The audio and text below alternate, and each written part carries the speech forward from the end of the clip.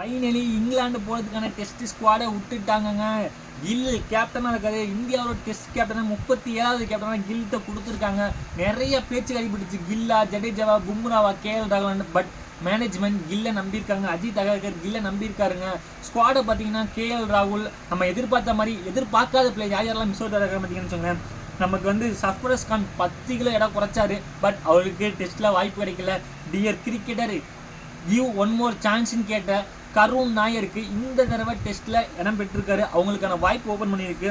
அதே மாதிரி Harshit Rana miss out ஆகிட்டாருங்க. போன தடவை அவர் ஆஸ்திரேலியா டெஸ்ட்டில் விளாண்டாரு, இந்த தடவை அவர் மிஸ் அவுட் ஆகிட்டாரு.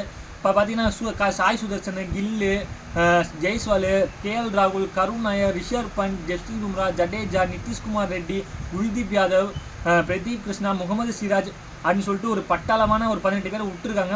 இந்த ஸ்குவாடை வச்சு இங்கிலாண்டை ஜெயிக்க முடியுமா? இதில் ஒரே ஒரு பேட்டிங்கில் மட்டும் என்ன பிரச்சனை, எக்ஸ்பீரியன்ஸ் ஒரு ஆள் மிஸ் ஆகுதுங்க. எஸ், ஒரு ரோஹித் சர்மா அவரோட ஒரு கிங் கோலியாக இருக்கணும், அந்த மாதிரி பிளேயர்ஸ் கொஞ்சம் மிஸ் ஆகுறாங்க. அந்த பொறுப்பு பார்த்தீங்கன்னா கேஎல் ராகுலுக்கு போகுது. நம்பர் 4 ஸ்பாட் யாருக்கு போகுது பொறுத்திருந்து பார்ப்போம். இந்த வீடியோ பிடிச்சா லைக் பண்ணுங்கள். ஐபிஎல் பார்க்கணும் சொல்லுங்கள், மறக்காம சப்ஸ்கிரைப் பண்ணுங்கள். Thank you guys.